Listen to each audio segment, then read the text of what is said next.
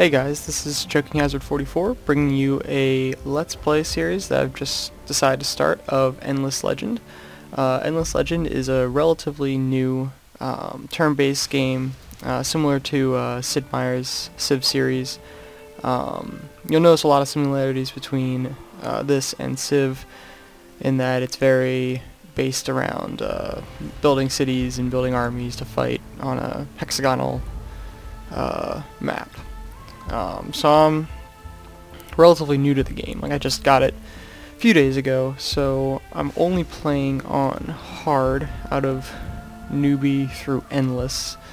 I do like their I like the designers for this game because they seem to have put a lot of funny little tidbits in here, such as newbie is a houseplant could beat it at chess, which I played a game of normal already, and that says if the British had been like this, the US would still be a colony. I disagree. The US is pretty badass in that fact. Anyway, so yeah, I'm playing on six players, myself included, so 5 AIs on a normal game speed, hard. I think I'm gonna play. What do I want? We'll do many continents, because why not? Regular, a lot of these are similar to the Civ settings where you can change up your how the map spawns. In this game so far there are 8 major factions, races, so I've already played as the Wild Walkers. They're kind of like an elfish race. The Broken Lords are what I'm going to be playing with for this game. They're kind of humans that wanted to be just, but then realized that the only way to do that was to live forever, and they decided to start killing and taking other souls to live forever. There's the Vaulters, which are kind of like your, not steampunk, but more modernized soldiers with some interesting units. Necrophages, which are the Zerg. I love playing as them so far. They're very interesting. As they kill your units, they use their units for food.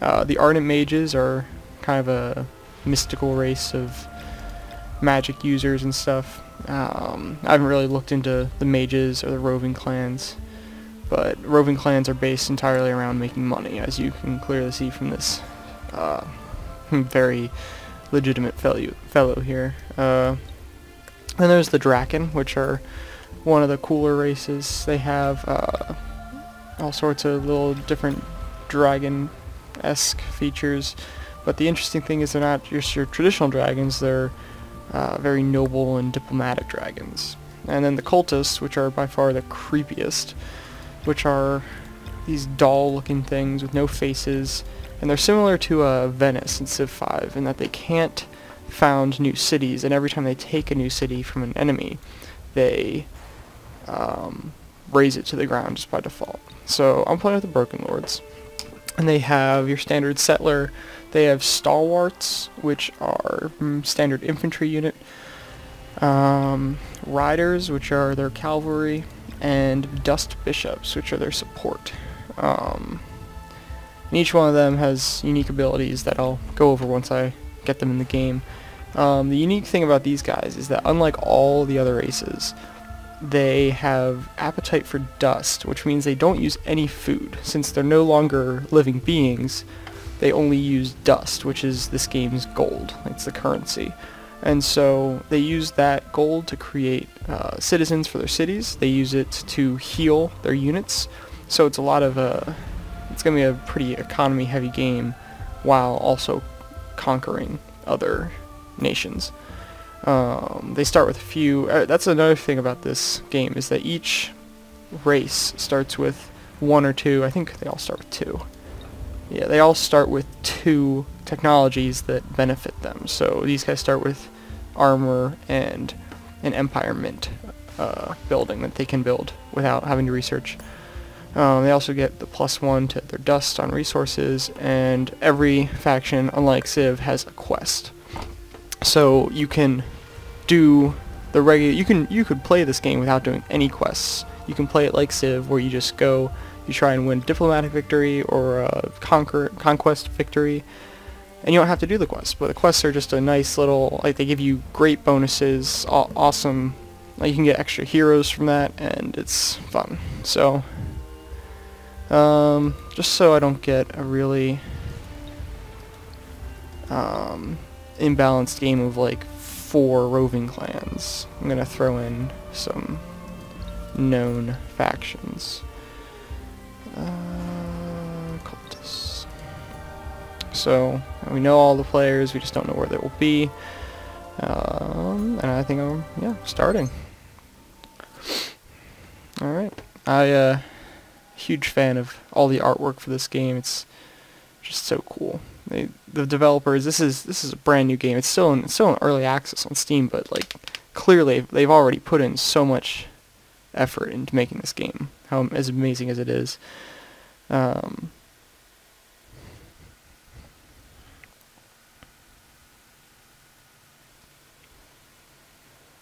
right. Oh. Yeah, I'll turn up the volume for this. But our world changed and we faced a stark choice. Alter our bodies or perish. Yet survival is not the same as life. Now we are prisoners of the armor that binds us and the dust that sustains us. We must drain dust, drain energy, or die.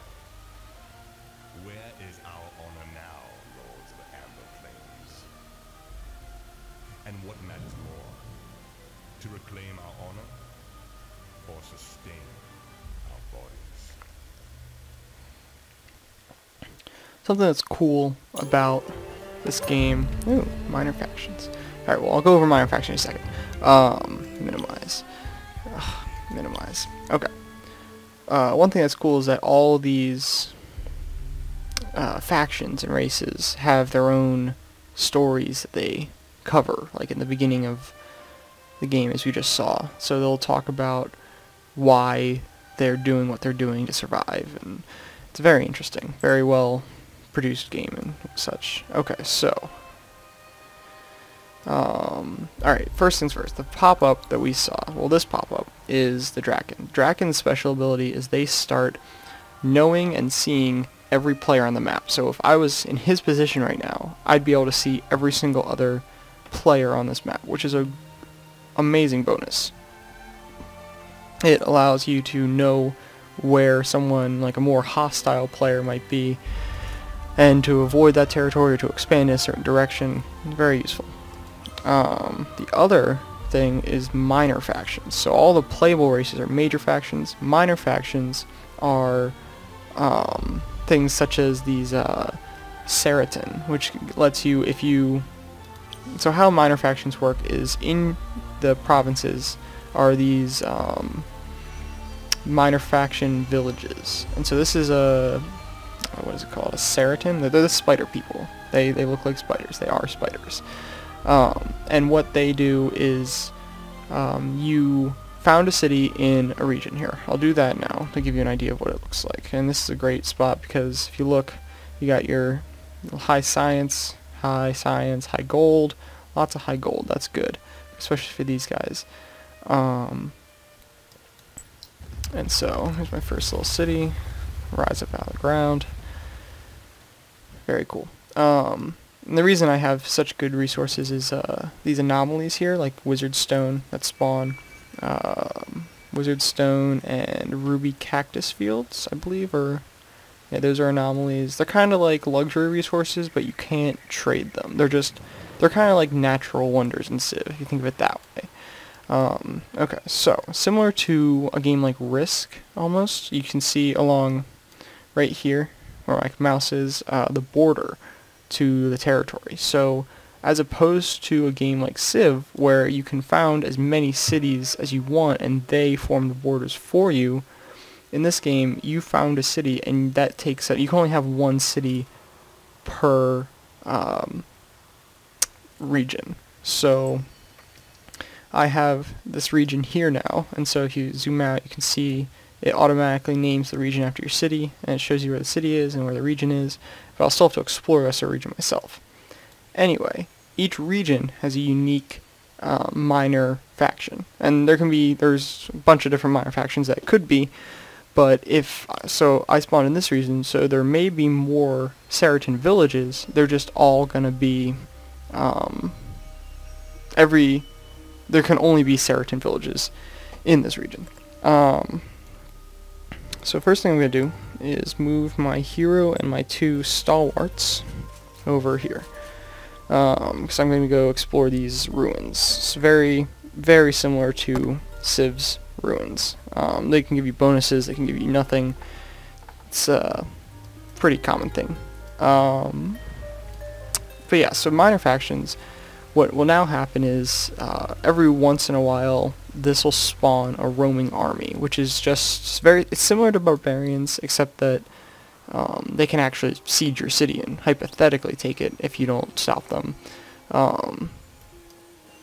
And what you can do though is you can go to their village, you can fight them, you can bribe them, or you can parlay with them. And the easiest option, well, the fastest option I should say, is to bribe them, which you just spend a set amount of gold, however much it prompts you for, and that'll instantly make that village part of your empire. However, the parlay option's the most useful because that allows you to basically bargain with them. So they might send you on a quest, they might ask you to give them a certain number of luxury or strategic resources. It varies from faction to faction. And then that village becomes pacified. And then in your empire screen, it shows you this little assimilated minor factions tab, which allows you to assimilate the faction into your empire and make them part of it, which gives you various bonuses. Did I give a little notification? I put it away. And so the bonuses vary, so I know one of them is +5 science per village that you have pacified. Can be useful, or +5% science, not 5. 5 would be wonderful. Alright, I'm going to end the turn, and nope, that's not ending. End the turn. Oh, it wants me to select science. Of course. Alright. What do I want right now? I started with Empire Mint already, and that. I think I do want to parlay. That's a good thing to get early on. I also need production. So Founders Memorial is kind of like it's a one-time building that you can only build once in your empire, but it gives you a bunch of good bonuses, especially for your capital. And queue up the Empire Mint behind it. So yeah, similar to Civ in a lot of ways. And so now I will end my turn.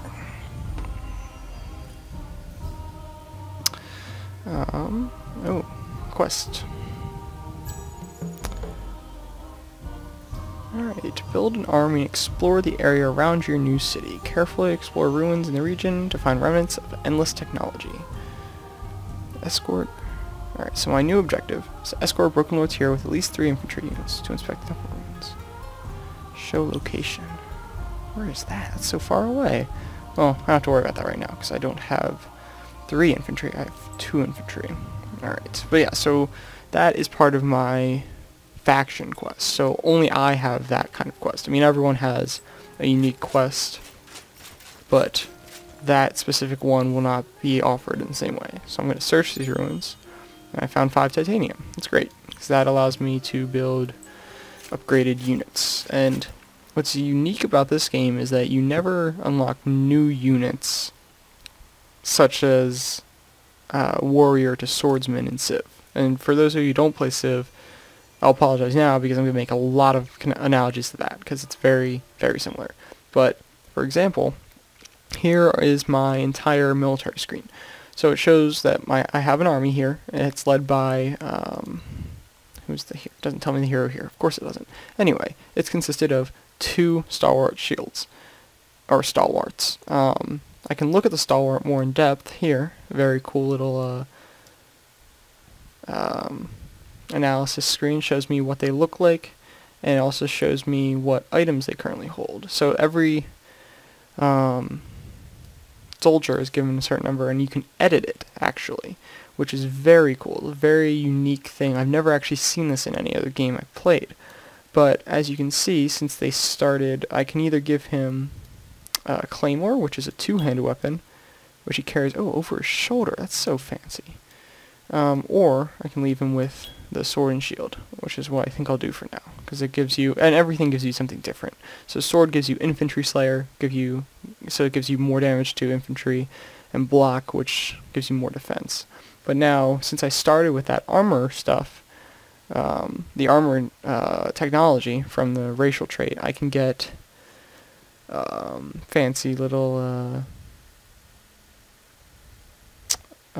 items to put on them. So I'm still trying to figure out the exact combat mechanics, because it's a little shady as to what does what, but all I know for sure is life is how much damage you can take, obviously.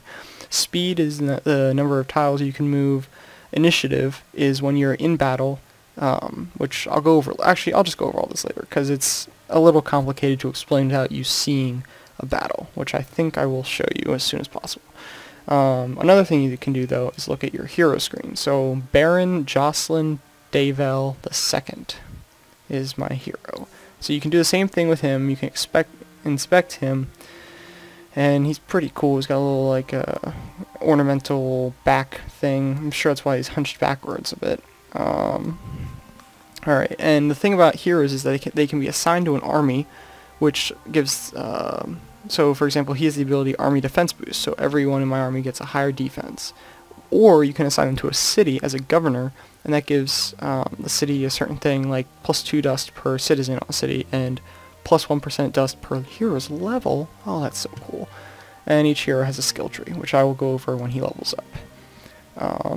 But I think I will give him an ability, because I do have this 5 titanium already, so I do have access to all these titanium armor and titanium trinkets, for those of you WoW players out there.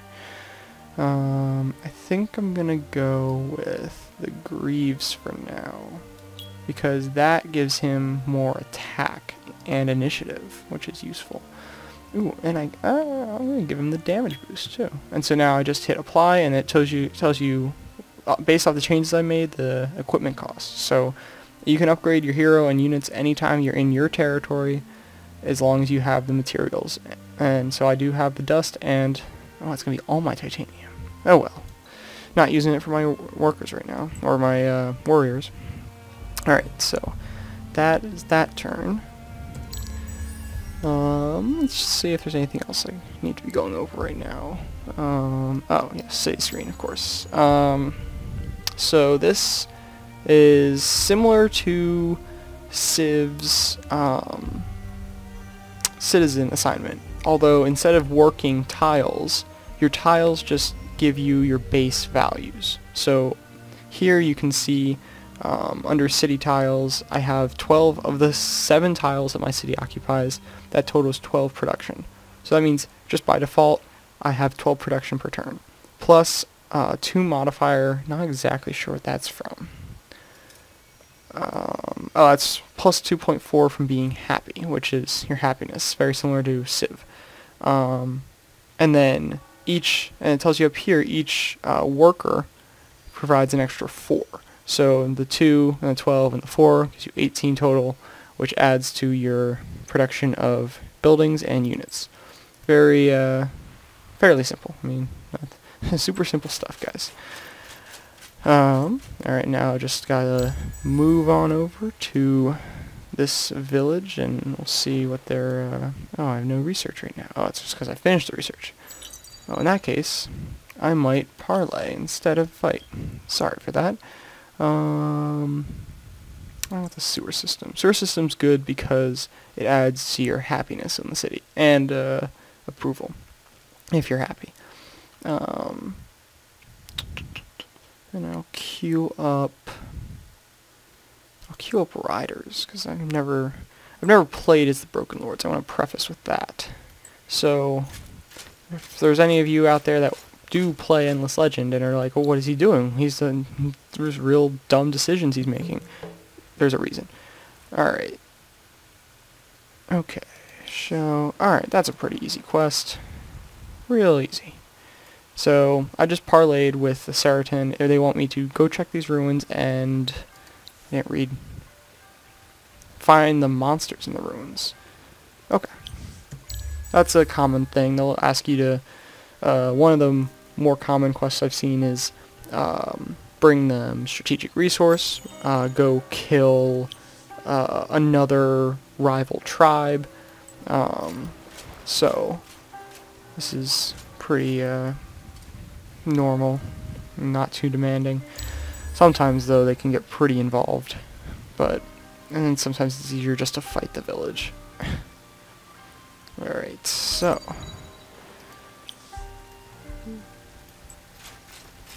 now I don't even have to cross the borders. I can just search. You've been trapped. Survive if possible, but more important, make sure the monsters are killed. And that'll provide pacification. Alright, so now... ooh, vine snakes. Okay, so this is your army screen for a battle. So basically, every time a battle is begun, you will be prompted with this screen and ask you, do you want to manual, do you want to spectate, in which case both two AIs will take over, or do you want to auto? Auto is possible in this one because I have a pretty good chance of surviving completely. But I think what I'm going to do, in addition you can also retreat, but I'm not going to retreat. I'm going to show you just exactly what the battle mechanics look like. Oh, I discovered a new Centaur faction. Okay, so basically the starting of a battle is deployment, which lets you select exactly where you want to start your units. And I think I'll move them there, and them there. Move my hero here. And now, what do they have? Oh, they're pretty. They're kind of weak. The deadly thing about these guys is that they have a circular attack, which attacks all adjacent units for 50% damage, which is better because they don't do as much damage, but it still attacks everyone. They also have Sweepback Strike, which...